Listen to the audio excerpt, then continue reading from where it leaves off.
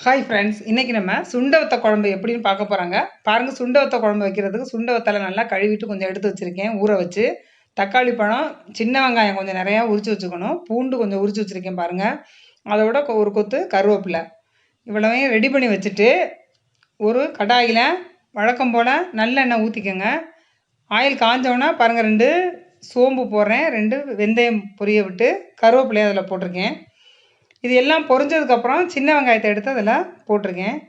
சின்ன வெங்காயம் எல்லா வெங்காயத்தையும் போட்டு ஆயிலில் நல்லா வதக்கி எடுக்கணும். நம்ம ஆயிலே வதக்குறேன் பாருங்கள், நல்லா வதங்கிருச்சு பாருங்கள் வெங்காயம். அதுக்கப்புறம் பூண்டை நான் சேர்க்குறேன். பூண்டை சேர்த்து பூண்டையும் நல்லா வதக்கிக்கணும். பூண்டும் வெங்காயமும் வதங்கினதுக்கப்புறம் தக்காளி பழத்தை சேர்க்கணும். நல்லா ஆயிலில் நல்லா வதங்கிடணும். அதுக்கப்புறம் பாருங்கள், அந்த வத்தல் சுண்டை வத்தலை ஃபஸ்ட்டு சேர்த்துக்கோங்க. தக்காளிக்கு முன்னாடி சுண்டவத்தலை ஒரு 1/2 hour முன்னாடி ஊற வச்சு எடுத்துக்கணும். ஊற வச்சு நல்லா கழுவிட்டு அதையும் ஆயிலோட நல்லா ஒன்றா வதக்கிறோம். அதுக்கப்புறம் தக்காளி பழத்தை போட்டு அதையும் நம்ம வதக்குறோம். நல்லா எல்லாம் ஒன்றா வதங்கட்டும். நல்லா வதங்கிருச்சு பாருங்கள். இப்போ வதங்கினதுக்கப்புறம் தான் நம்ம புளி கரைசல் தேவையான அளவு ஊற வச்சு கரைச்சி வச்சுக்கணும். இந்த புளி கரைசலை இப்போ நான் சேர்க்குறேன் பாருங்கள்.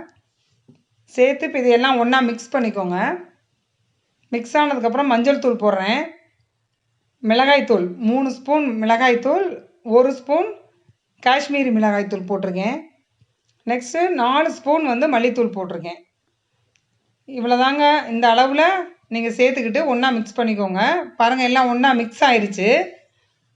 இப்போ இந்த குழம்புக்கு தேவையான சால்ட்டு போட்டுக்கோங்க. சால்ட்டை கம்மியாகவே யூஸ் பண்ணுங்கள், அதான் ஹெல்த்துக்கு ரொம்பவே நல்லது. கல் உப்பே யூஸ் பண்ணுங்கள், ரொம்ப ஒயிட்டாக இருக்க உப்பு யூஸ் பண்ண வேண்டாம். இப்போ ஒரு மூடியை போட்டு மூடி வச்சுருங்க. நல்லா கொதி வரட்டும். குழம்பு நல்லா கொதிக்கணுங்க. குழம்பு எல்லாம் ஒன்றா அப்படியே திக்காக வரணும். அந்த அளவுக்கு நம்ம கொதிக்க வச்சிடணும். பாருங்கள், சுண்டவத்தல் குழம்பு அருமையாக ரெடி ஆயிடுச்சு. நல்லா சூப்பராக.